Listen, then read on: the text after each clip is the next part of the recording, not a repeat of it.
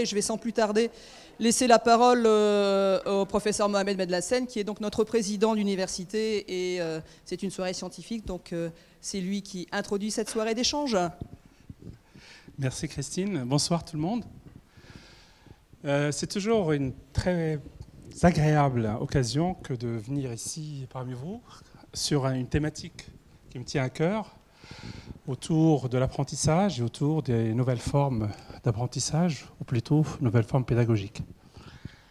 Juste quelques mots, parce que j'avais aussi ce métier-là, je l'ai toujours, mais je peux vous dire pas mes certitudes, mais certainement mes convictions. L'école française, de manière générale, l'école, dans le sens universel, a été un petit peu victime d'une grille de lecture assez biaisée, qui est éduquer, c'est instruire et évaluer. Autrement dit, l'évaluation est perçue comme une sanction. Et si on revient, et on le pratique hélas dans la recherche, mais on ne le pratique pas dans l'enseignement, si on revient à la base de l'école, je dirais la base de Socrate, instruire, c'est éduquer et faire réfléchir. Là, la question, quand un élève de Socrate dit « le monde est injuste », Socrate ne lui répond pas que le monde est juste ou injuste, il lui dit simplement « quelle hypothèse as-tu fait pour conclure à l'injustice ?» Donc là, la question devient un bouquet de fleurs, une interrogation. Et je pense que notre école s'est écartée un petit peu de ça, alors que dans notre activité de recherche, on ne fonctionne que sur cet étage-là, c'est-à-dire le questionnement en permanence. Et je crois que dans nos outils de formation, le questionnement doit être la matière première sur laquelle on doit travailler en permanence. Alors, historiquement, l'école, bien sûr, ou l'université, on va dire ça comme ça, l'université a connu 3 grandes périodes, mais dans l'école française, pour nos collègues non français, on a les 3 périodes de l'université dans la même université, c'est-à-dire l'enseignement de la vérité, ça c'est le 11e, 12e siècle, l'enseignement, l'élaboration du savoir, ça c'est le 19e siècle, et puis ce qu'on appelle l'université fonctionnelle, le à quoi ça sert, qui nous viennent des États-Unis. La deuxième nous venue d'Allemagne. Alors il faut savoir qu'au niveau de l'université française, vous avez les 3. Vous avez certaines disciplines qui se pensent comme une certitude, certaines disciplines qui se pensent uniquement dans l'élaboration du savoir, et certaines disciplines ne se voient que dans leur utilité sociale ou économique. Alors avec ces 3 grilles de lecture, vous avez évidemment 3 méthodes ou plusieurs méthodes d'enseignement, et pour moi la plus belle serait de toute façon le questionnement. Jamais de certitude, mais encore des convictions. Et la seule conviction qu'on peut avoir éventuellement, c'est que nous avons un besoin incessant d'apprendre à apprendre. Je vous souhaite une excellente soirée. Je sais que Bertrand va nous faire... et Luc c'est un Aménois, il ne compte pas. On s'intéresse au... Il compte, bien sûr. En tout cas, je vous souhaite une excellente soirée. J'espère qu'on va écouter de très beaux topos. Bonne soirée. Ciao.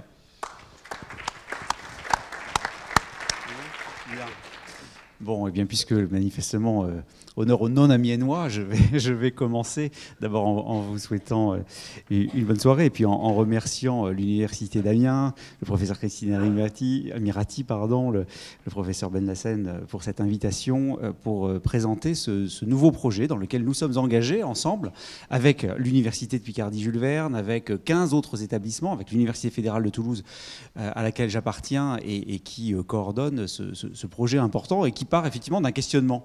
Alors puisque tu as posé la question du questionnement, pourquoi est-ce qu'on en est arrivé à faire un projet sur l'accompagnement de ce qu'on va appeler les ASPI, c'est-à-dire les personnes qui présentent un trouble du spectre de l'autisme sans déficience intellectuelle. Et tout à l'heure, Luc Vendrome, qui est un spécialiste, nous donnera un certain nombre d'éléments de caractérisation de ces personnes-là. Pourquoi est-ce qu'on en est arrivé là? Eh bien, on va avoir la réponse dans quelques diapos. Et je vais peut-être commencer d'ailleurs avec les premières diapos. Donc, je vous le disais, 15 établissements, je ne vais pas vous faire toute la liste, mais vous avez vu que vous avez bien l'Université de Picardie-Jules Verne qui est là, des projets PIA associés comme le projet Simu Santé, évidemment, qui était au cœur de notre réponse. Et puis, ce projet, ce n'est pas seulement un projet, c'est aujourd'hui une réalisation puisqu'il a été soutenu dans le cadre du plan investissement d'avenir numéro 3. Alors, Un contexte de base, hein, vous le savez, la loi de 2005 qui institue l'égalité des droits et des chances, la participation et la citoyenneté des personnes handicapées. Je vais le dire d'emblée, je n'aime pas ce terme de handicap.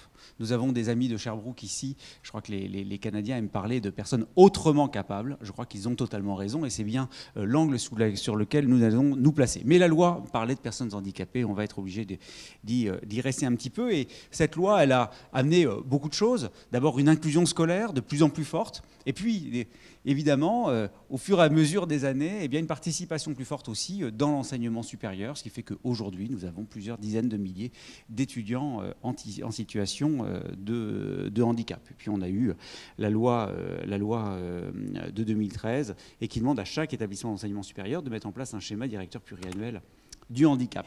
Oui, mais alors, quid de l'autisme ?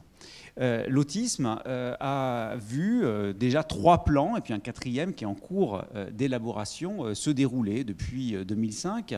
Et c'est dans le cadre du 3e plan autisme de 2013 à 2017, hein, qui est donc le dernier qui vient de se dérouler, que j'ai été conduit dans mes fonctions précédentes, où j'étais conseiller spécial de Thierry Mandon, qui était le secrétaire d'État en charge de l'enseignement supérieur et de la recherche. J'étais au niveau du cabinet, en fait, le point de contact du cabinet de Ségolène Neuville, qui était, elle, chargée du handicap au sein du gouvernement. Et il s'agissait de voir, la question qui nous était posée, c'était, et bien sûr, l'autisme, qu'est-ce que vous faites dans l'enseignement supérieur et de la recherche ? Alors, évidemment, dans l'enseignement supérieur et de la recherche, on fait 2 types de choses. On fait de la recherche sur l'autisme, on fait de l'enseignement pour former des professionnels de l'autisme. Mais il y a évidemment un 2e pan qui est, oui, mais les étudiants avec autisme, qu'est-ce que vous faites là-dessus ?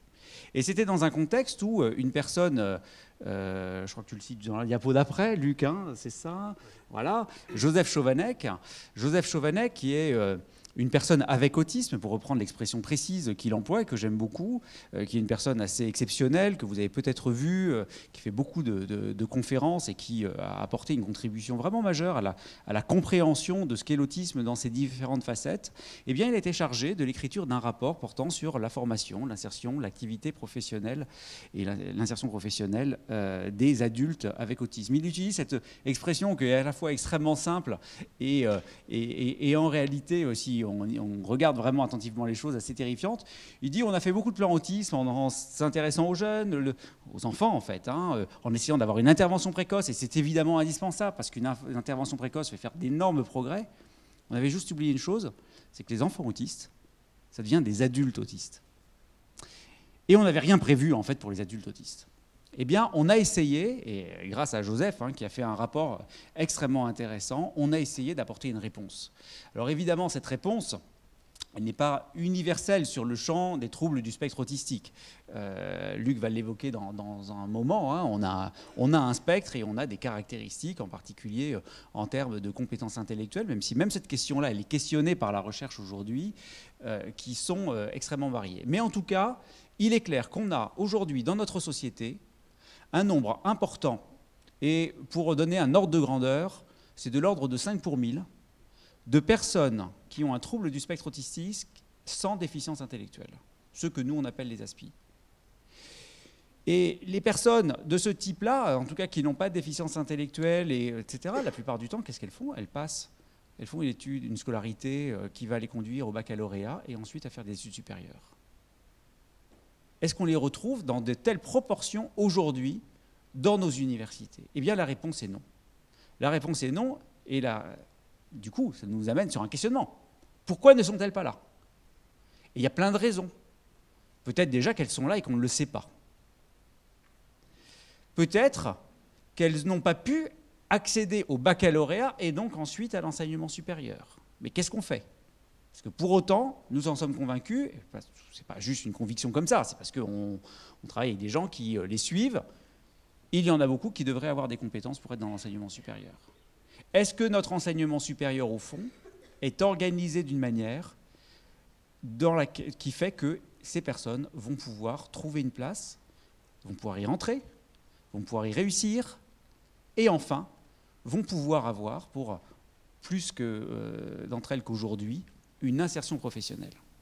Et nous sommes dans un contexte qui est extrêmement favorable, parce que d'abord, on a quand même eu des plans autisme, parce qu'aujourd'hui en France, on a progressé, même si on avait pris beaucoup de retard, et on commence à avoir une prise de conscience dans la société de l'importance de donner véritablement une place à chacun. Et peut-être, c'est le plus important, de transformer la vision en n'étant pas uniquement dans une vision charitable, mais dans une vision où on se dit ces personnes ont des choses à nous apporter. Et donc, en fait, nous devrions être fous de nous passer de la contribution de ces personnes-là. Et ça, c'est un aspect véritablement central dans notre projet. On n'est pas en train de nous dire « Oh là là, ces pauvres personnes, il faut absolument qu'on en prenne soin », ce qui est une attitude généreuse, après tout, qui n'est rien de contestable. Mais c'est aussi qu'est-ce que toutes ces personnes peuvent nous apporter et qui font que, si on ne les met pas au sein de l'université, on se prive de cette contribution et nous n'avons pas le droit de le faire. Voilà un peu l'état d'esprit de ce projet. J'en dirai un petit peu plus par la suite sur l'organisation, mais je vais passer la parole à Luc Vendrome. Alors, point extrêmement important, Joseph Chovanec est un membre de notre équipe et nous sommes extrêmement heureux, évidemment, qu'il y contribue. Qu'est-ce que le trouble du spectre de l'autisme, professeur Vendrome? Merci bien, Bertrand. Bien évidemment, je remercie Bertrand d'avoir évoqué, d'avoir parlé à Mohamed dans un premier temps du projet qu'il avait et comment il a accepté, comment on s'est mis à travailler ensemble dans le cadre d'une dynamique qui est très constructive. Alors par rapport à ça, donc moi je voulais présenter un petit peu ce que c'est que le trouble de l'autisme parce que c'est quelque chose qui est assez complexe pour lequel il y a beaucoup de choses qui sont dites. C'est pas facile de s'y retrouver. Il y a différentes nomenclatures qui sont mises en place. Et donc, globalement, il s'agit d'un trouble neurodéveloppemental qui va concerner les personnes très jeunes. C'est des pathologies, une pathologie qui est très, très précoce et qui va commencer d'une manière générale avant l'âge de 3 ans. Alors, cette pathologie, elle est caractérisée par 3 éléments clés. Alors c'est tout d'abord l'interaction sociale. Ce sont des personnes qui présentent généralement des difficultés dans ces interactions sociales. Les interactions sociales sont difficiles à gérer pour eux. On a des difficultés de communication. Donc là, selon les nomenclatures, on va mettre ces 2 entités dans une même rubrique ou alors on va les séparer. Et globalement, c'est quelque chose qui va les caractériser assez fortement, avec une partie de ces personnes qui ne vont jamais accéder au niveau du langage, enfin qui vont avoir des difficultés pour accéder au niveau du langage, et d'autres qui parlent très très bien, entre autres par exemple les Aspis, qui utilisent un langage très châtié, très élaboré, même à une période précoce du développement. Et puis, ils ont des caractéristiques qu'on appelle les intérêts restreints. Donc là encore, il y a des personnes qui ont des intérêts, alors forcément c'est des intérêts restreints, ils vont s'intéresser à un élément et cet élément, eh bien, ils vont avoir des détails, énormément de détails sur ces processus.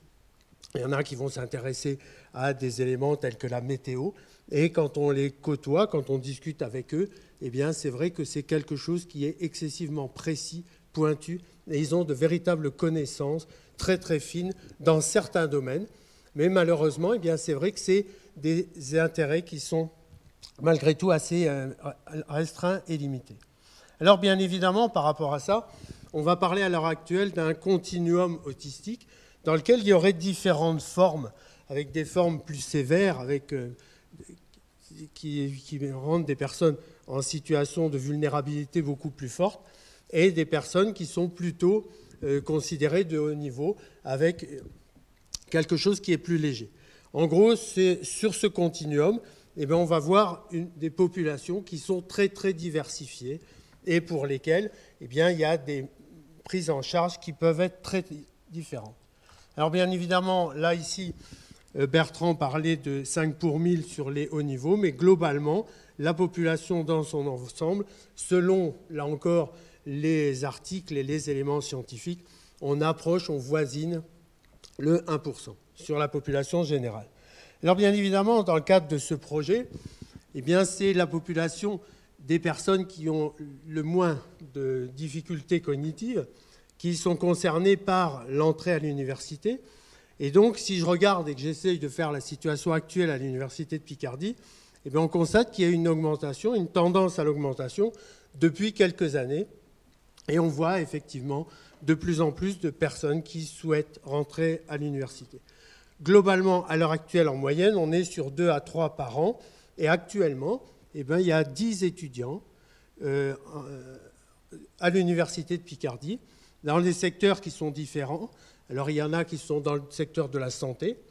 Ils sont plus souvent sur des formations de type IUT ou scientifique, mais il y en a, par exemple, il y en a un à l'Université de Picardie qui est en fac d'art. D'accord ? Donc, vous voyez que ça touche les différents secteurs et ils peuvent intégrer un certain nombre de secteurs disciplinaires, champs disciplinaires différents. Alors, attention, là, il faut se méfier des chiffres parce qu'on est essentiellement sur du déclaratif. Et donc, en France, on ne peut pas faire autrement que d'être sur le déclaratif. Et à l'heure actuelle, on s'appuie sur ce déclaratif. Tous ne sont pas déclarés et tous ne sont pas diagnostiqués. Donc c'est très difficile à l'heure actuelle de faire un bilan réel et de savoir exactement où est-ce qu'on en est par rapport à ce trouble au sein de l'université. Alors ce qui est intéressant, c'est de voir la singularité de ces personnes. Comment est-ce qu'elles fonctionnent et comment ces personnes plutôt vont fonctionner d'une manière générale. Alors là, c'est dans les critères diagnostiques, une lacune au niveau des compétences sociales et de la communication. Ça, c'est quelque chose qui est très, très classique sur ces pathologies. On a des particularités sensorielles. Et qui les connaît sait très bien qu'il y a des particularités sensorielles très diversifiées selon les personnes. Il y a certaines qui sont très sensibles au bruit. Et donc, le bruit d'un amphi, par exemple, ça peut les gêner. Il y en a d'autres, ça va être de la lumière, etc. Et il y a des particularités sensorielles qui font qu'ils ont une sensibilité très forte à des fluctuations de l'environnement. Ils sont aussi considérés comme rigides et perfectionnistes, c'est-à-dire ils accordent une importance particulière à des détails, des menus détails que personne n'entend. Vous prenez dans l'amphithéâtre, par exemple, ils peuvent être très très gênés et avec un certain nombre de choses par rapport à une ventilation qui tourne, qui va les perturber, qui va faire qu'à un moment donné, ils vont apporter une importance particulière à quelque chose et de ce fait-là, être très perturbé. Vous avez vu que dans les critères diagnostiques, à aucun moment on évoque l'efficience intellectuelle, et donc ce sont des personnes qui ont un niveau intellectuel qui va du normal au supérieur, et parfois avec des choses qui sont dites et qui sont évoquées dans la littérature, un lien potentiel entre des enfants à haut potentiel intellectuel, HPI, et des enfants avec des personnes Asperger. Par ailleurs, il y a également une difficulté pour créer des liens d'amitié, alors qu'ils en sont demandeurs. Souvent, ils sont demandeurs, ils veulent, ils recherchent, et ils ont des difficultés à créer ces liens. Et on sait, dans le milieu estudiantin, c'est quelque chose qui est quand même assez important. En raison de leurs difficultés et de leur naïveté, ils sont souvent considérés comme des personnes bizarres, un peu particulières. Ils sont malheureusement souvent la cible d'intimidation ou de moquerie, avec une grande vulnérabilité. Et là, c'est vrai que c'est assez particulier, mais quand ils arrivent en scolarité, c'est pas rare, et moi je l'ai vécu, ils disent « oui, mais je me suis fait jeter parce que je suis bizarre. Et on m'a dit que j'étais bizarre. » Et c'est particulier en termes de scolarité. Ils se sentent rapidement trahis ou victimes d'injustice. Les faits, la vérité, la justice prévaut par rapport à tout. Et donc c'est vrai que ce sont des gens qui sont très sensibles à ça. Il y a une tendance à engager des conversations en rapportant longuement des faits liés à un sujet d'intérêt particulier et ils laissent peu de place à l'échange. Alors ça, c'est aussi une particularité en lien avec leurs intérêts restreints.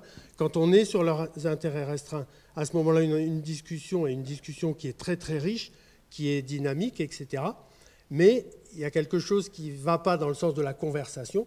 Une conversation, par définition, c'est quelque chose qui fluctue, qui évolue, on change de sujet, etc. Et là, pour eux, c'est un petit peu difficile d'accéder à ce niveau-là. Il y a des difficultés à voir les choses du point de vue de l'autre personne, donc c'est tous les problèmes de décentration que l'on rencontre souvent chez eux. Des difficultés à comprendre l'intentionnalité et derrière des actions, des mots, les comportements des autres, et donc c'est compliqué. C'est ce qu'on appelle la théorie de l'esprit, qui fait qu'en permanence, on est toujours en train de gérer des éléments parce qu'on va comprendre les intentions des autres, etc., ou interpréter. Et là, ils ont parfois beaucoup de difficultés à aller à ce niveau-là.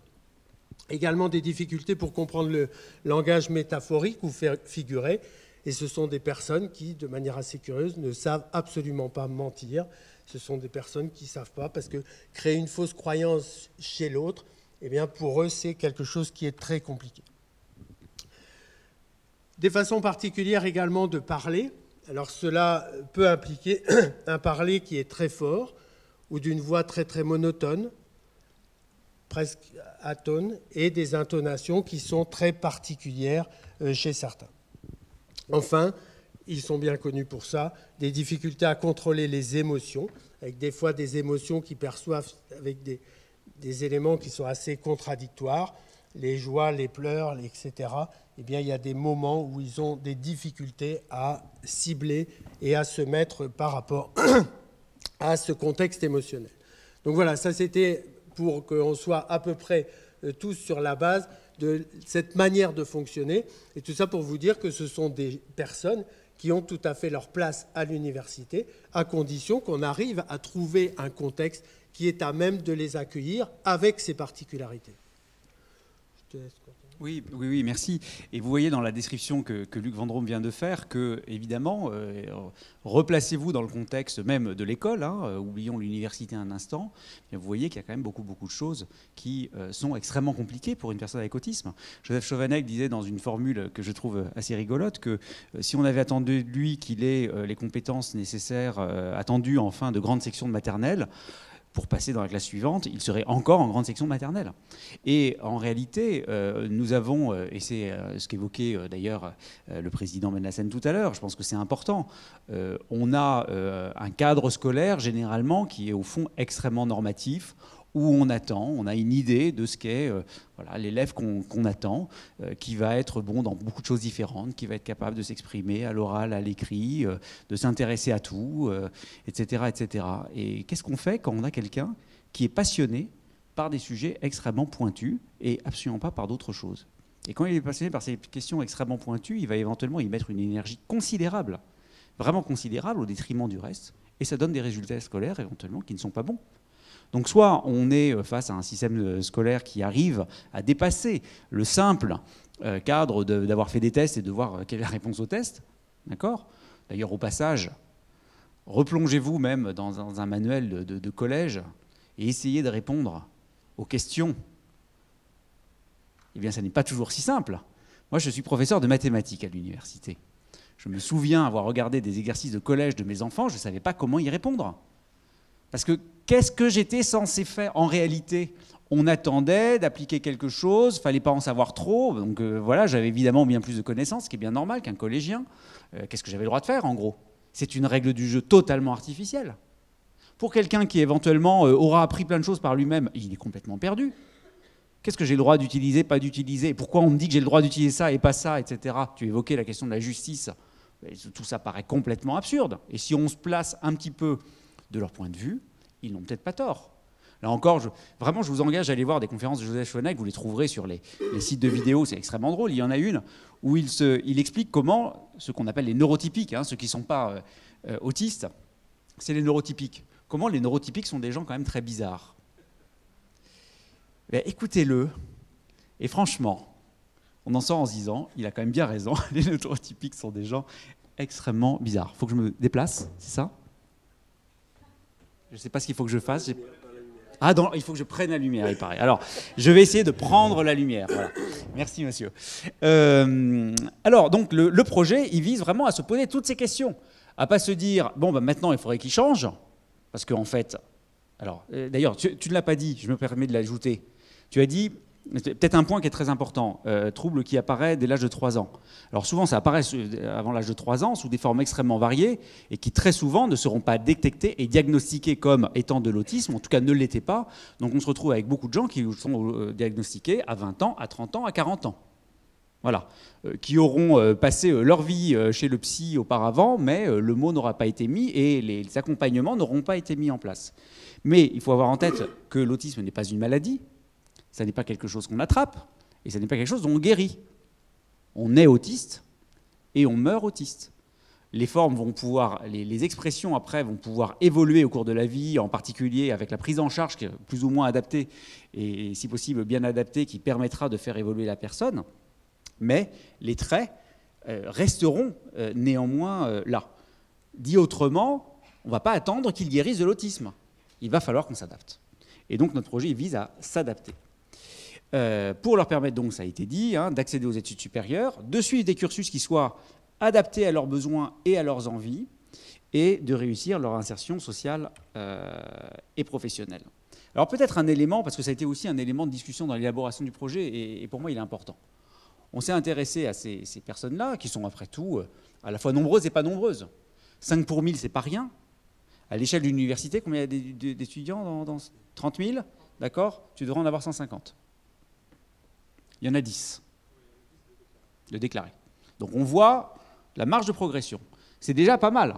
Mais en même temps, on peut se dire, après tout, parmi tous les handicaps, pourquoi celui-là, etc. Bon, pourquoi celui-là ? D'abord parce qu'il y a des caractéristiques qui sont propres à l'autisme et qui sont effectivement très particulières. Quand on a une personne qui a des intérêts restreints, comme je l'évoquais, qui peut être très pointue sur un sujet et absolument incapable de s'intéresser à un autre sujet, avec cette hétérogénéité qu'on note au niveau d'ailleurs, y compris du QI lui-même, hein, qui souvent est hétérogène dans les 4 composantes que forme le QI, eh bien, ça nécessite des choses particulières.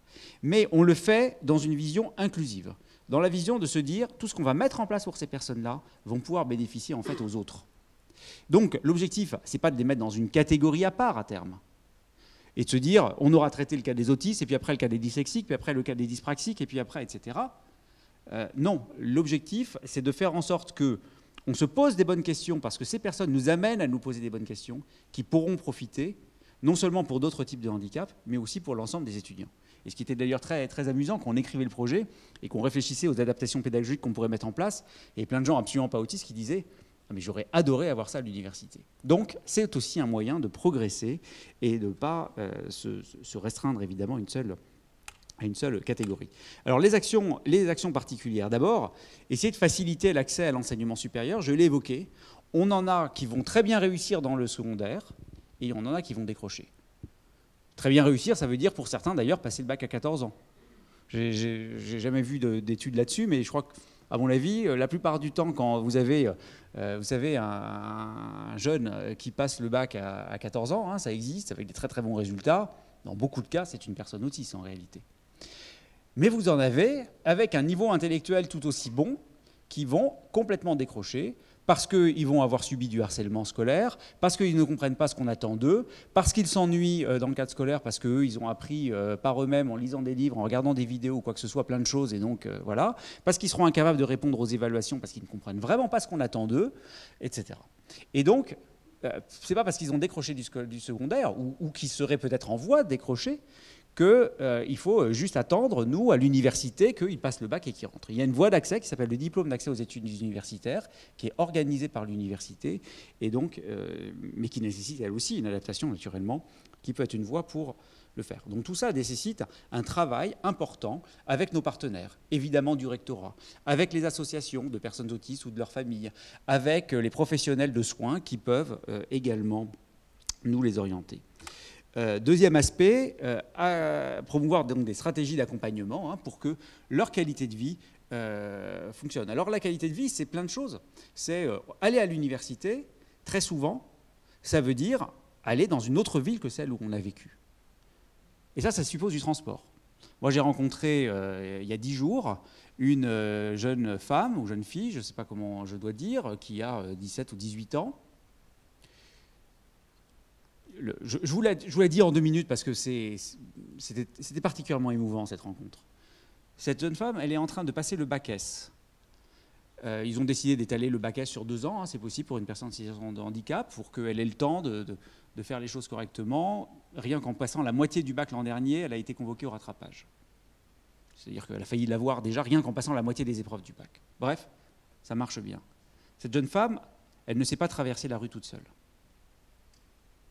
Voilà. Ses parents l'accompagnent. Moi, je l'ai reçue avec ses 2 parents. Elle n'a jamais répondu qu'à sa mère pendant l'entretien. Je lui posais des questions, elle ne me répondait jamais, elle ne me regardait pas. Elle ne regardait que sa mère, elle répondait qu'à sa mère. Elle a été diagnostiquée débile profonde à l'âge de 7 ans. Vous voyez le genre de parcours. Eh bien, une personne comme ça pose plein de questions. Ses parents habitent à 50 km de Toulouse. Ils se proposent de l'accompagner. Comment on fait? Comment on va faire sur le logement? Comment on va faire pour qu'elle se repère sur le campus, etc., etc. Y compris, tu parlais de vulnérabilité. Sa mère disait, mais vous imaginez une personne qui n'est pas capable de traverser la rue toute seule, à 18 ans. C'est des vulnérabilités, y compris par rapport à des agressions, par rapport à beaucoup de choses, qui, évidemment, suscitent une forte inquiétude de la part des parents. Et nous devons, avec nos partenaires, pas tout seuls, arriver à prendre en charge aussi ces questions-là, tout ce qui est de l'accompagnement social. Il ne s'agit pas juste d'être gentil et d'inscrire à l'université, il s'agit de faire en sorte que derrière, il puisse y avoir aussi des choses. Un autre exemple très concret, souvent dit, le restaurant universitaire. Tu as évoqué, Luc, à juste titre, la question du bruit. Tu aurais pu parler des files d'attente. Donc voilà, aller manger au restaurant universitaire avec le bruit, avec la file d'attente, etc., eh bien ça vous donne des gens qui éventuellement n'iront pas manger. Or, et là c'est aussi une caractéristique, les personnes avec autisme ont besoin de rituels. Ils détestent le changement. Le changement, alors le pire c'est le prof qui change de salle 1 heure avant, là c'est fini, hein, on a perdu la personne. Bon.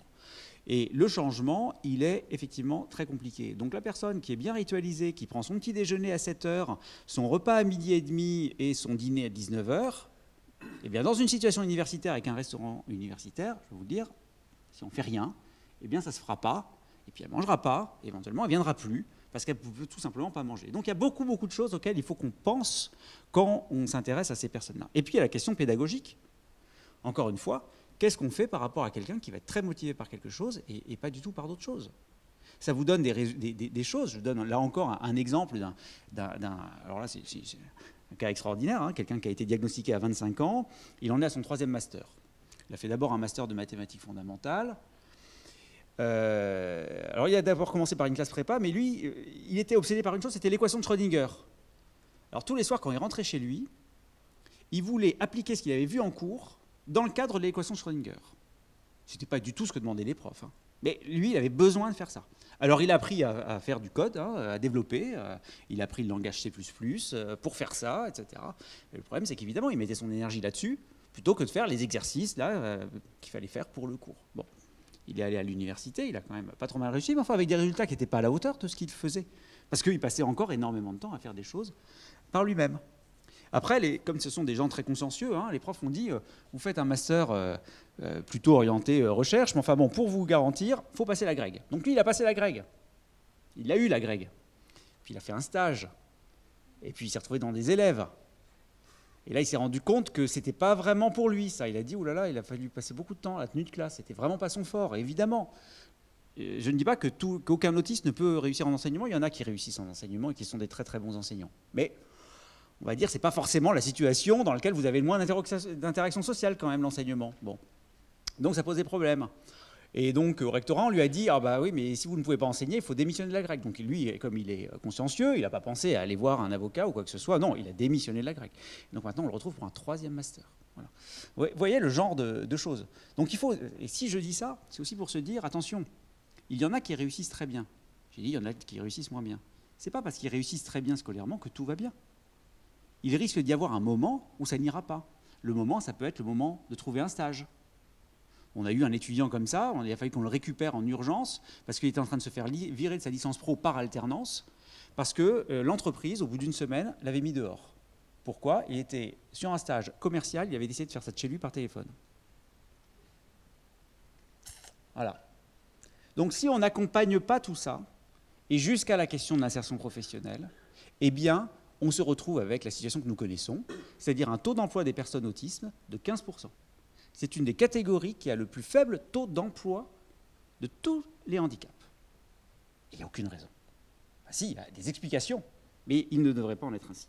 Et donc notre projet, il essaye vraiment de faire ça. Alors on a mis en place une coordination des établissements qui tous apportent une contribution.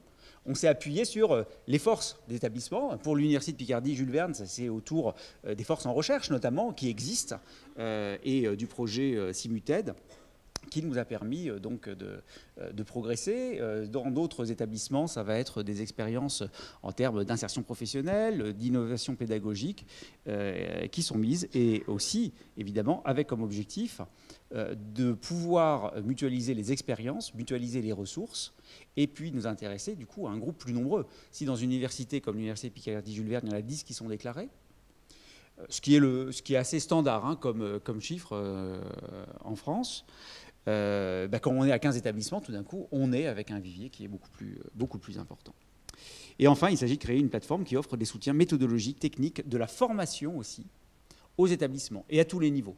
Notre objectif, c'est de former tout le monde.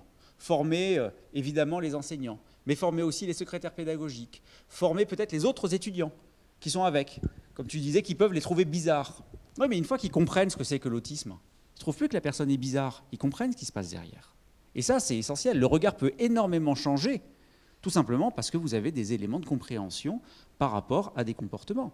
Et encore une fois, ça peut être un enrichissement extrêmement important, y compris pour les autres étudiants, à partir du moment où ils dépassent cette sensation que l'autre est bizarre, mais au contraire qui comprend que non, il n'est pas bizarre, il est différent effectivement, et il peut leur apporter des choses, à condition effectivement de bien vouloir gratter là-dessus. Et puis enfin, former aussi les entreprises. Parce qu'on veut viser l'insertion professionnelle, ça suppose de passer des partenariats. Nous travaillons avec des entreprises comme Microsoft France, par exemple, mais aussi comme une entreprise qui s'appelle Auticonsult, qui emploie uniquement des personnes autistes pour les placer comme consultants en informatique et avec d'excellents résultats. Et avec des entreprises qui sont ravies, qui ont souvent, surtout une grosse difficulté, c'est qu'il faut les laisser travailler uniquement le temps de travail imparti et pas plus, parce qu'ils ont tendance à ne pas s'arrêter. Je me souviens chez Airbus, par exemple, où ils avaient recruté une personne comme ça, et effectivement, ils avaient des problèmes parce qu'ils ne partaient pas. Parce qu'on ne lui avait pas dit à quelle heure partir. Voilà. Donc, qu'est-ce que vous faites? Vous êtes dans un cadre, etc. Vous voyez les gens qui partent, vous dites, bon, bah, on ne m'a pas dit que c'était à cette heure-là, mais enfin, je vois bien que là, les bureaux sont en train de se vider, je m'en vais. Bah non, on ne lui disait pas de partir, donc cette personne ne partait pas. Voilà. Donc, voilà le point, les différentes choses. Et avec ces deux dernières choses qui me semblent essentielles, c'est d'une part vraiment travailler à une accessibilité universelle. Voilà. Essayer de faire en sorte que, grâce à ce type de travaux et par rapport, évidemment, avec l'implication des établissements, on puisse atteindre vraiment quelque chose où la diversité des personnes puisse s'épanouir au sein des établissements d'enseignement supérieur et de recherche, et puis favoriser la diversité des talents. Je crois que nous avons cette conviction que ce n'est pas en formant des clones qu'on va faire progresser la société, c'est au contraire en ayant une diversité d'approches. Et quoi de mieux que des personnes qui, justement, ont d'autres intelligences, comme ça a été identifié en termes de recherche. On peut dire que les personnes autistes ont une autre intelligence, eh bien pour nous faire progresser. Donc voilà. Oui, donc globalement, pour finir, ce projet s'insère dans la politique globale au niveau de l'université. On l'a vraiment impliqué de manière assez forte, en lien avec différents éléments. Entre autres tout ce qui est fait à Simu Santé. L'idée est à terme également de développer un Institut Carnot en éducation, justement, où on partirait sur l'idée de développer pas mal de recherches en lien, c'est le propre des Instituts Carnot, avec la demande sociétale et sur la notion de prise en charge des personnes à besoins spécifiques. Et donc on est très impliqué au niveau de l'établissement par rapport à ça, avec le développement d'actions de formation et d'innovation pédagogique adaptées et accessibles à toutes. Donc là, c'est quelque chose qui est en lien, et on a impliqué au niveau de l'université la mission innovation pédagogique qui réfléchit avec nous sur les éléments à mettre en œuvre pour accueillir ces personnes, et la création au sein d'une synergie au sein de notre communauté. Alors, comme disait Bertrand tout à l'heure, à la fois les enseignants-chercheurs, les personnels BIAT, que tout le monde soit impliqué dans cette dynamique-là, en lien bien évidemment avec l'ensemble de nos partenaires, et l'initiation de nouvelles pratiques qui soient profitables à toute personne, apprenant et personnel de l'université. Dans ce cadre-là, dès à présent, donc on a un certain nombre de groupes de travail qui réfléchissent sur les mécanismes à mettre en œuvre.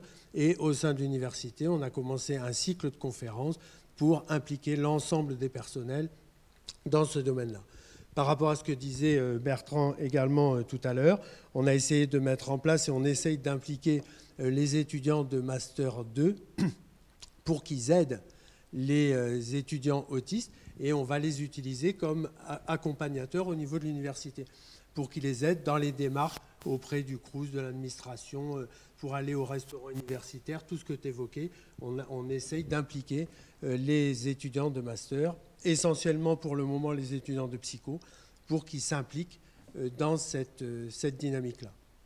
Voilà en gros pour le projet. Ouais. Donc c'est ce qui a été dit tout à l'heure.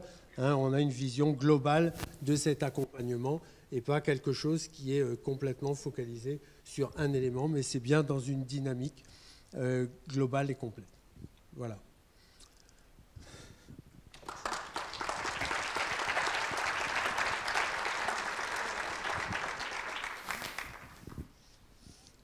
Nous vous proposons peut-être de conserver toutes les questions que vous devez ne pas manquer d'avoir envie de poser pour la fin de la deuxième intervention.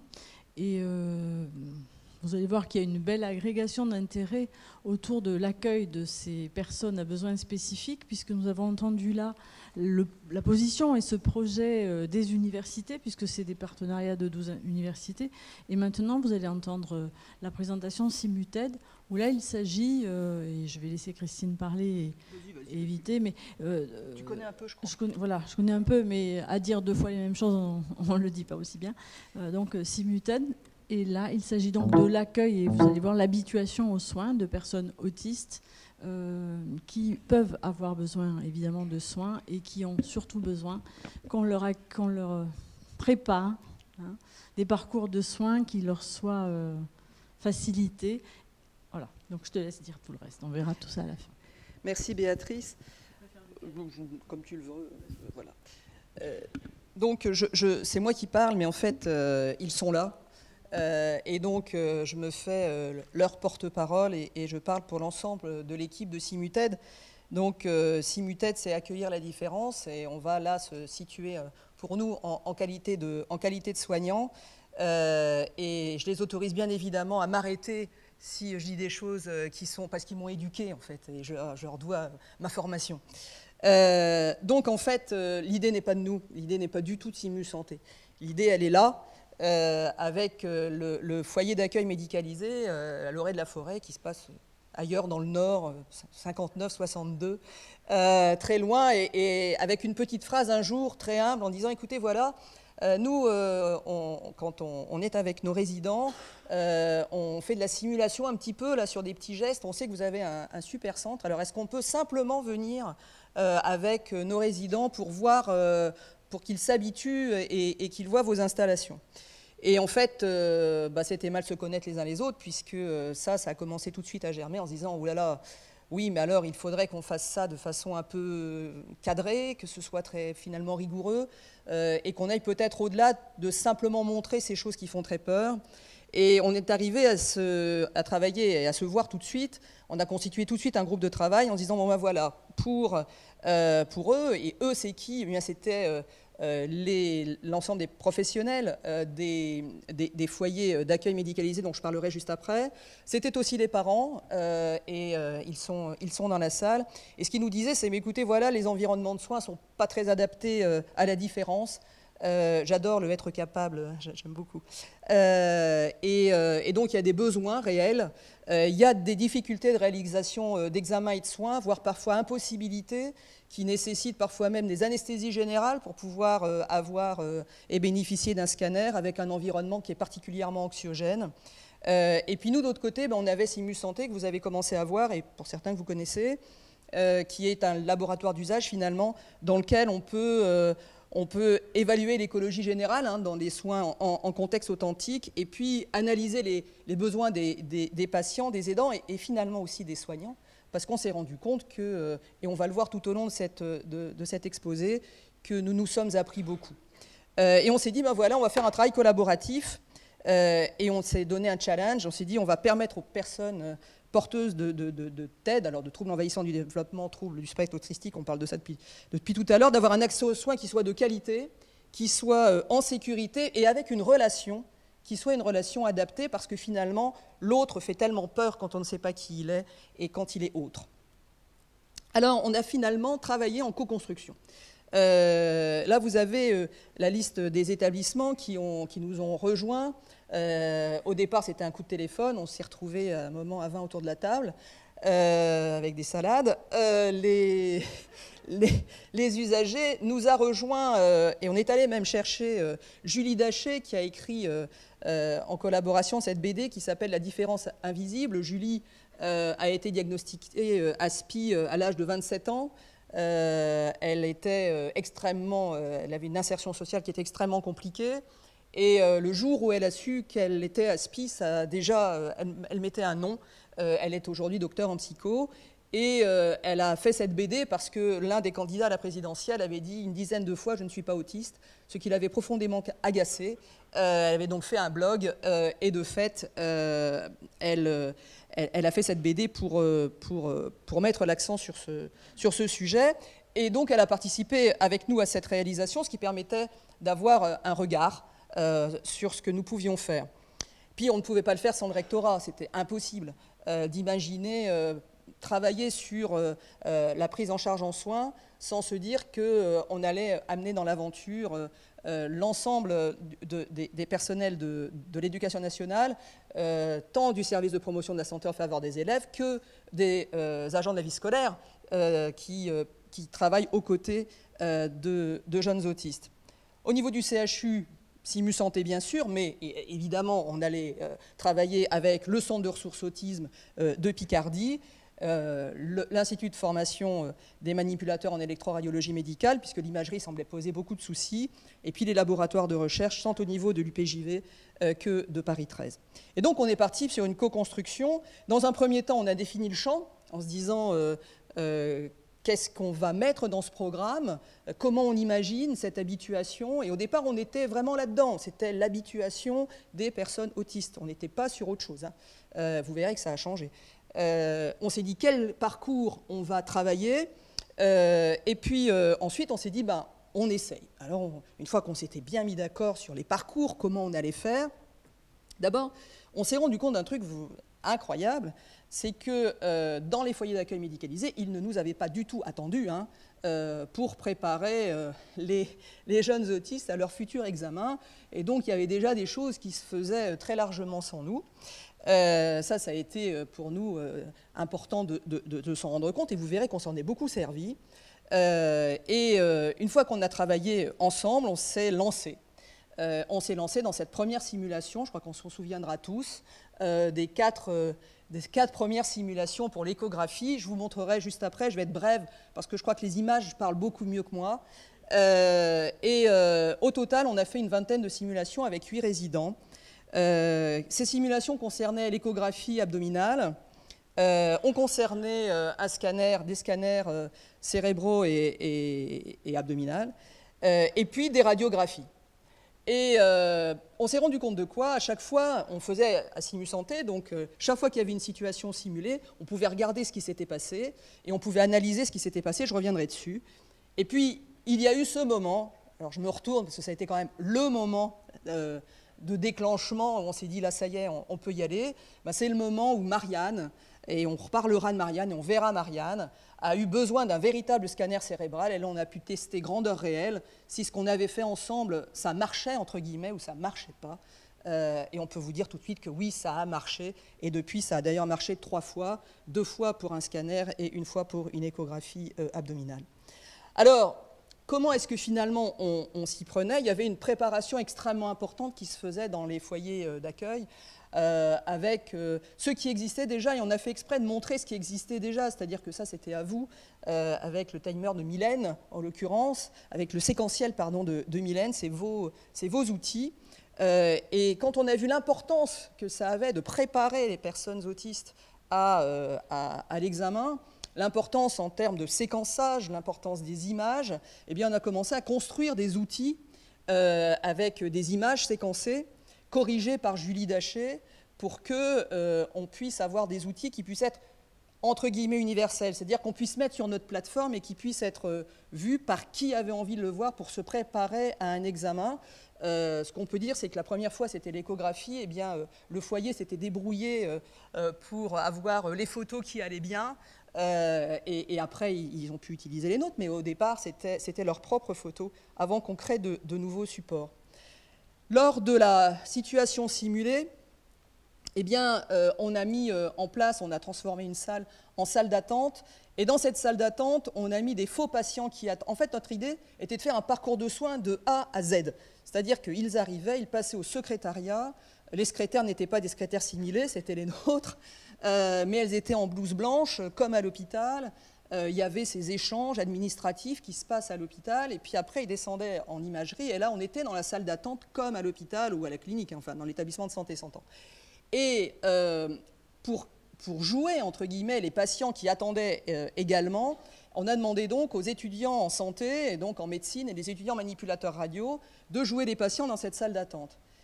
Et là, il s'est passé quelque chose qui était extrêmement intéressant, et sur lequel d'ailleurs on est en train de travailler, c'est qu'eux-mêmes ont appris beaucoup, et qu'aujourd'hui, j'ai envie de dire, il y a ceux qui ont participé à Simuted et qui voient les personnes autistes autrement, et ceux qui n'ont pas participé à Simuted. Et je rejoins complètement ce que vous dites, Bertrand, sur le regard de l'autre, et le fait de former l'autre, et le former le plus tôt possible. Et donc l'idée de faire le plus vite possible, de former, de sensibiliser nos étudiants, et quoi de mieux finalement que de les faire vivre avec nous ces situations, a vraiment complètement changé le regard. En tout cas, subjectivement, on le sait, on met un master dessus pour pouvoir le prouver, mais c'est extrêmement probable. Et puis, pendant qu'il y avait les situations simulées, eh bien, nous, on observait à distance et on observait ensemble. C'est-à-dire qu'on observait avec les parents, on observait avec les encadrants, avec les pédopsychiatres parfois, et on débriefait pour savoir ce qu'on ferait de mieux ou différemment la fois suivante, et on le verra après sur les images. Donc on débriefait finalement ces situations simulées, avec d'un côté tout ce qui était ressenti, et puis avec l'étude du déroulé, quel était le comportement du résident, est-ce qu'il avait changé par rapport à la fois précédente, quel était le comportement de l'accompagnant, qui lui aussi, je crois, a appris un peu dans ces situations, mais nous a appris beaucoup. Et en particulier qu'il était évident qu'il avait un rôle fondamental dans la prise en charge des personnes autistes lorsqu'elles viennent passer un examen. Et puis nous, alors nous on a appris. Alors là, qu'est-ce qu'on a appris? On a analysé nos pratiques, on a revu nos pratiques. Ingrid, qu'on verra, a revu sa pratique un certain nombre de fois, et on a vraiment appris ensemble. Et puis on a finalement eu des invariants quand même sur ces prises en charge. Et ces invariants, je pense qu'on les a repérés pour pouvoir être plus efficaces après.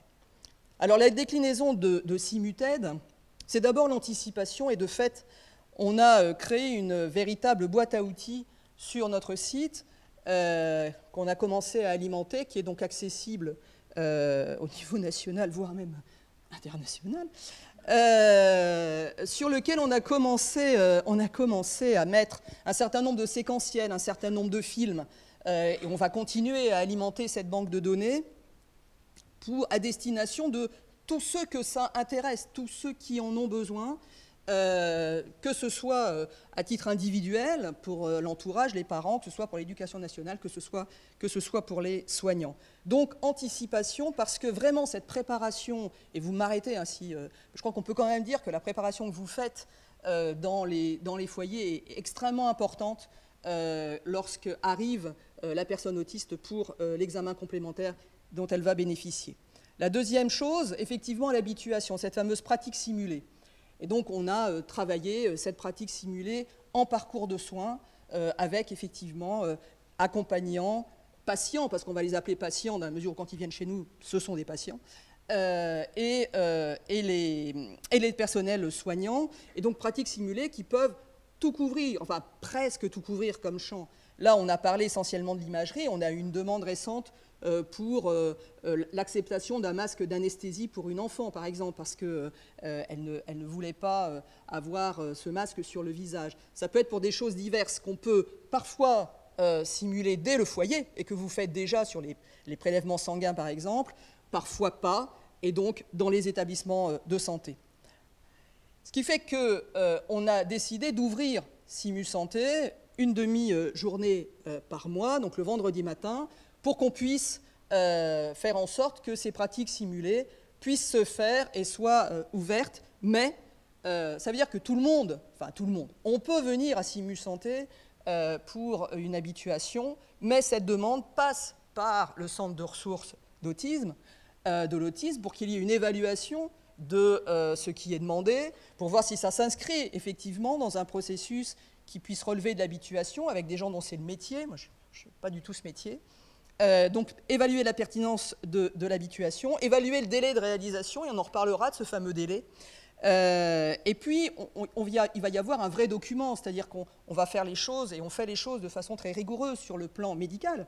C'est un vrai dossier, c'est-à-dire que quand il va y avoir cette habituation, eh bien, les soignants qui vont travailler pour les pratiques simulées doivent savoir s'il est parlant ou pas parlant, qu'est-ce qui lui fait peur, est-ce que justement il a une sensorialité qui est plutôt auditive, et que ça on puisse le savoir pour pouvoir, nous, adapter nos pratiques professionnelles à la particularité de la personne qui vient nous voir.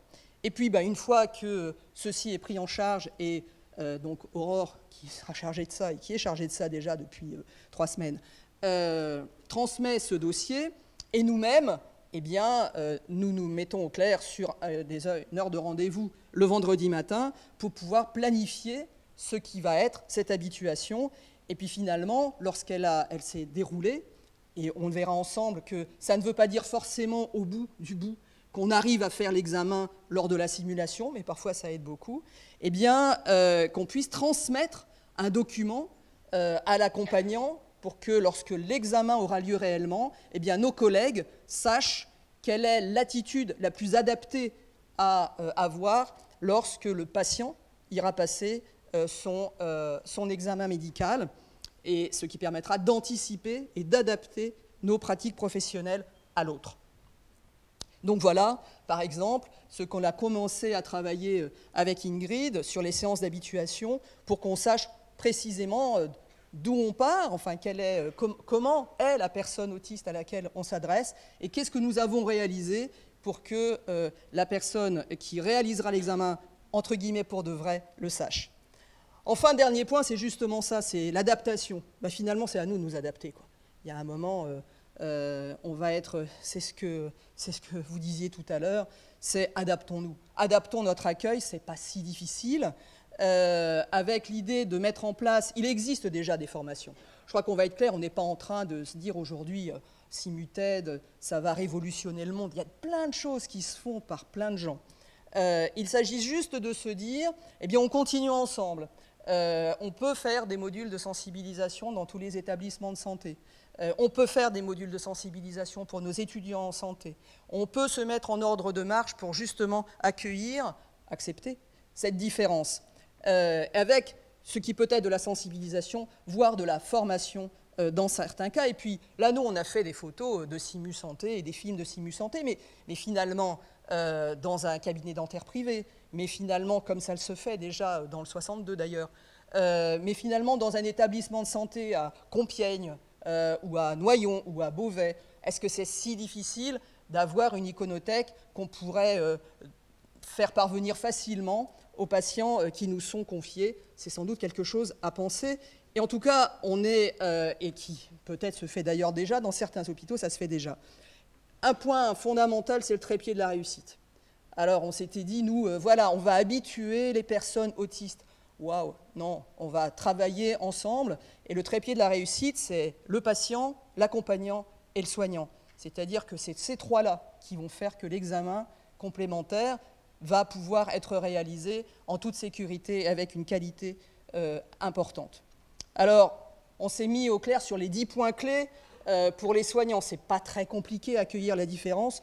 Je ne vais pas vous faire la lecture, mais c'est tout bête, c'est savoir anticiper la venue, c'est savoir se dire, lui, c'est vraiment la lumière, ou elle, c'est vraiment le son. Et donc, anticiper une venue, c'est déjà participer à la réussite, limiter le temps d'attente. Je veux dire que quand on a, et c'est ce qu'on s'est dit tous ensemble, tant qu'à faire, autant choisir ses plages de consultation, écouter l'accompagnant, etc., etc., c'est sur le site. Alors, ce que je vous propose, c'est de voir ensemble ce que nous avons vécu et partager avec vous. Alors, on fait ça plusieurs fois. Si vous avez des choses à dire, vous n'hésitez pas. Allons-y. Donc là, c'est la salle d'attente. Avec ici des étudiants en santé qui font les faux patients. Et donc, c'est la première fois. Et c'est l'échographie. Charles est à l'extérieur de la pièce.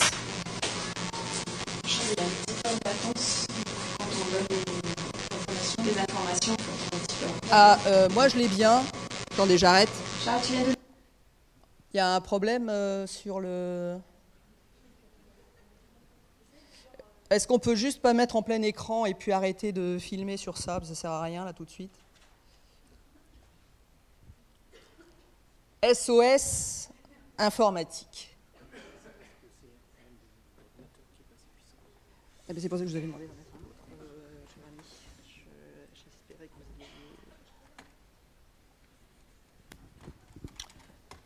alliez s'adapter.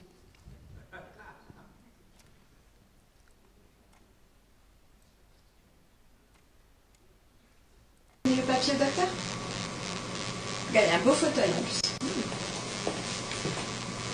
Oh.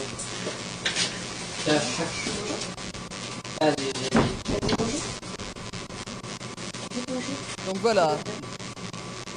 Ça, c'était le timer que vous aviez préparé avec un séquentiel pour Charles.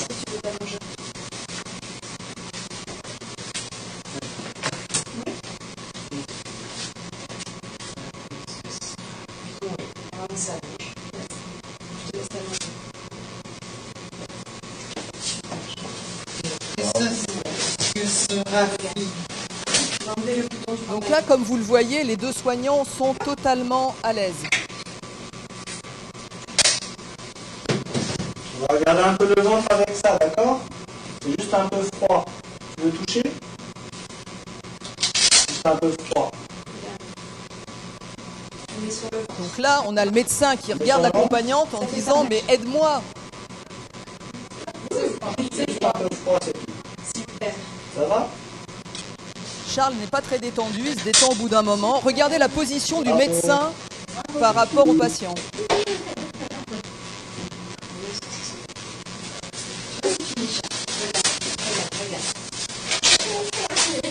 Donc là, on vous le raccourcit, ça a duré 10 minutes, hein, mais...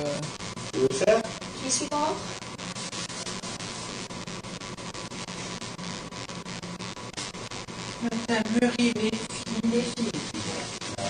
Bon, donc le médecin le fait lui-même. Troisième fois. Charles arrive dans la salle. N'hésite plus. 15 jours après.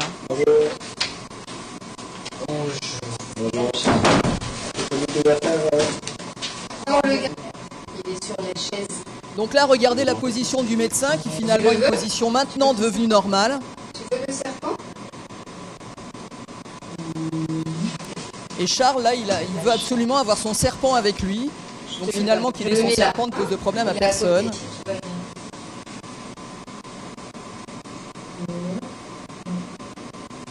Et de fait, il pose la tête et il est beaucoup plus détendu. Tiens, tu veux le faire? Tu peux le faire? Bien. Bien. Tu étais bien. Tu as très bien. Toi aussi, tu es très gentil. Voilà, donc Charles, plus de problème pour l'échographie. Nous arrivons à l'échographie de Marianne. Alors là, c'était le grand moment. La maman de Marianne est là. Et donc jusqu'à présent, Marianne avait à chaque fois été endormie pour ses scanners. Donc il s'agit d'un scanner cérébral avec une injection de d'accord. Marianne sait qu'il faut être piqué, donc elle a relevé la manche. Mais elle se met pas dans le bon sens.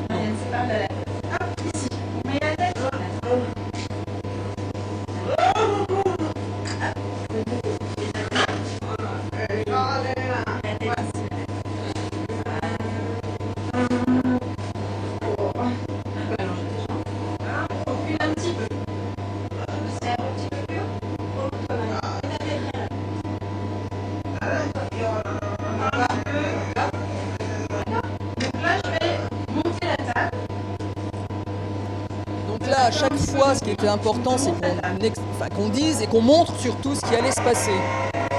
Donc la table monte, ça paraît rien, mais c'est important de se rendre compte que la table monte.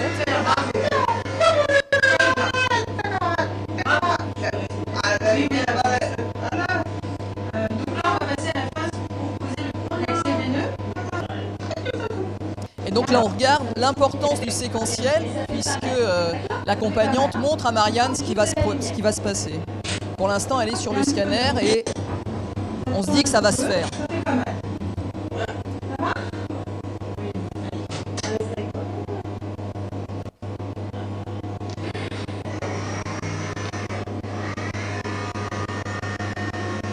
Alors là, le groupe vient de se dire que là, il faudra accélérer le processus parce que comme elle est calme,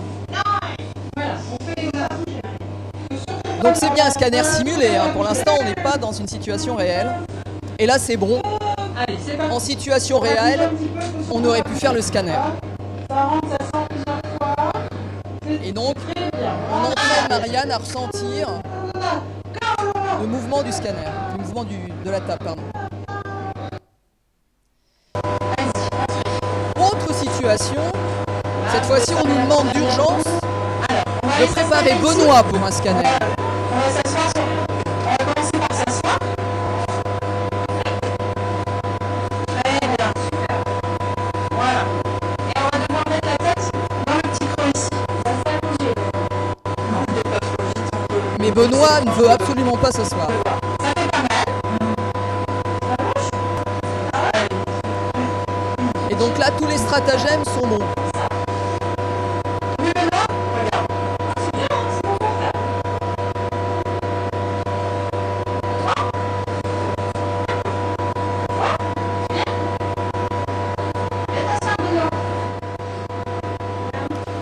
Et donc, le neuropsychiatre qui a étudié ce film disait qu'à ce moment-là, il était en train de... Ah, il est là, Christian? Ben voilà, tu vois, je parle de toi. Donc le professeur Mill, grand spécialiste de l'autisme, nous a expliqué qu'il était en train de regarder malgré tout ce qui était en train de se passer. Et donc là, on se dit qu'il a peur du scanner, donc on fait faire le tour. Et finalement, l'accompagnante montre qu'on peut faire le scanner sans problème particulier, que ça ne fait pas mal. Regarde Benoît. Regarde Benoît. Je vais allumer les lasers.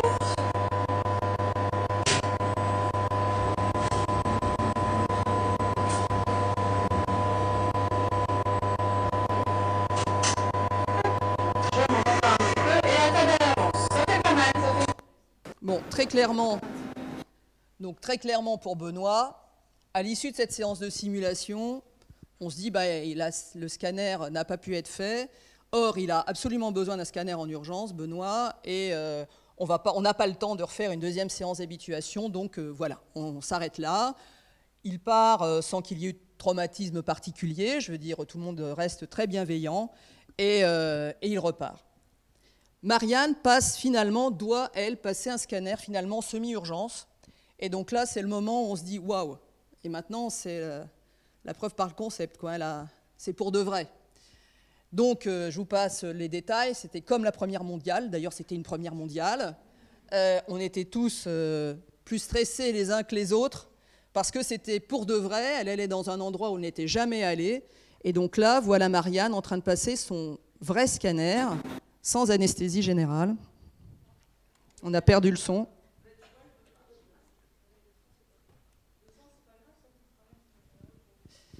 Donc voilà.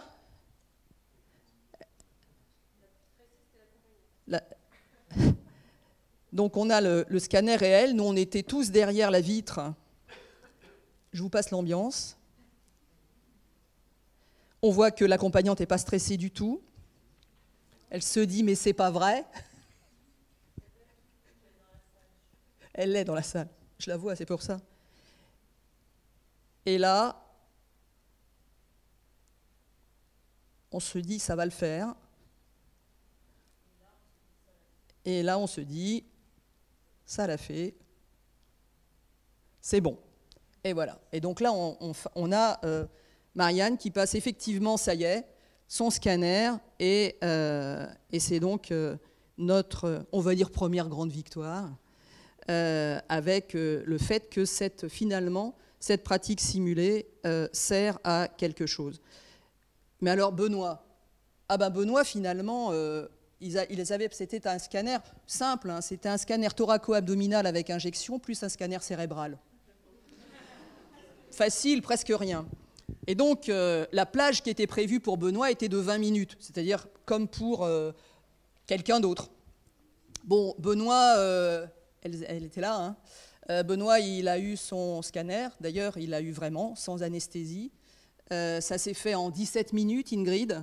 Il a accepté l'injection et il n'a eu besoin d'aucune sédation.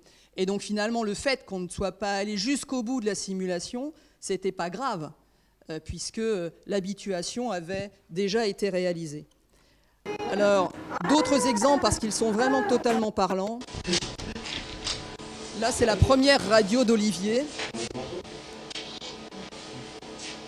Et là, on va voir ensemble l'adaptation du personnel de santé. Donc Olivier, pour qu'il ait une consultation en chirurgie maxillofaciale, vous aviez mis 1 an avant qu'il rentre dans la pièce, on est d'accord? Et donc là, rien qu'avec les séquentiels, déjà, il accepte d'enlever ses chaussures. Il est rentré dans la pièce et il a accepté d'enlever les chaussures. Donc tout le monde se dit que c'est déjà ça.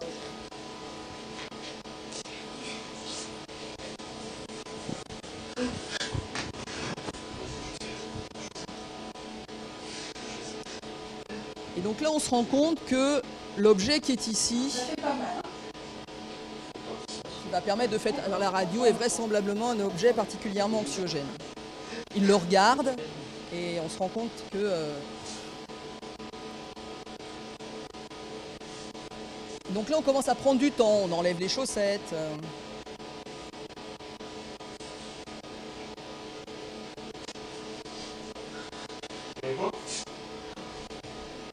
On va aller s'asseoir là.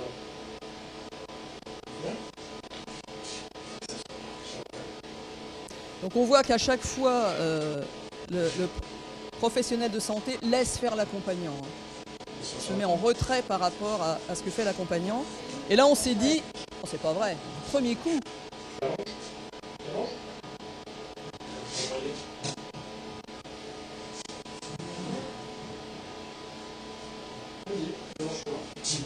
Non.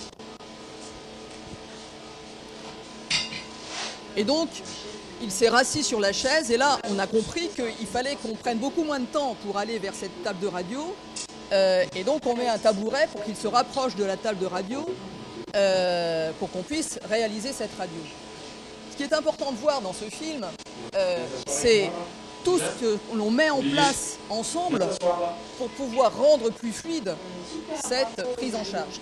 Voilà. Et donc si Olivier devait faire une radio, il faudrait que les manip radio sachent qu'il faut que ça se fasse le plus vite possible, qu'on ne perde pas de temps et que ça aille qu'il aille directement sur la radio. Donc là c'est là.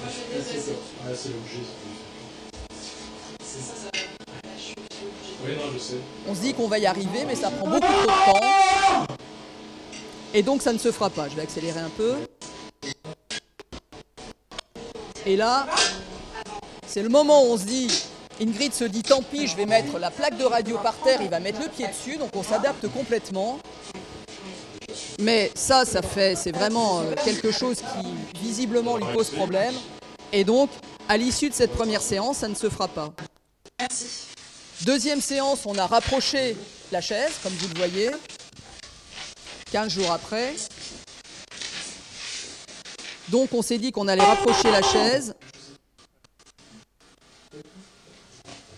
Il y a eu encore une fois les chaussettes qui ont été enlevées et là ça sera un échec complet. Et donc on se dit que cette histoire de chaussettes, on peut se passer du fait d'enlever les chaussettes. Ça fait pas mal.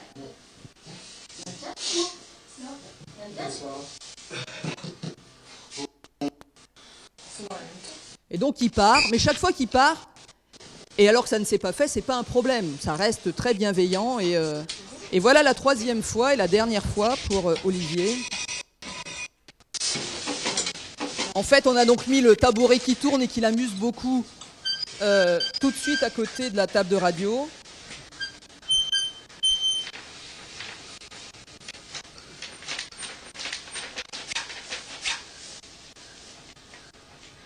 Et on se met en tempo avec lui, c'est-à-dire qu'on prend sa temporalité. C'est nous qui nous adaptons.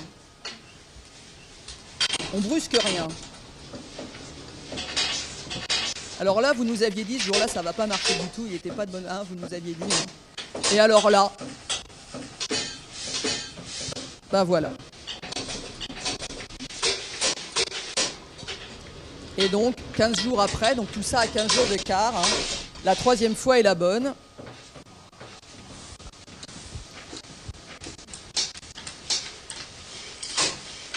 Donc l'autre manip comprend que c'est maintenant et que c'est tout de suite. Donc on arrive avec le tablier de plomb immédiatement.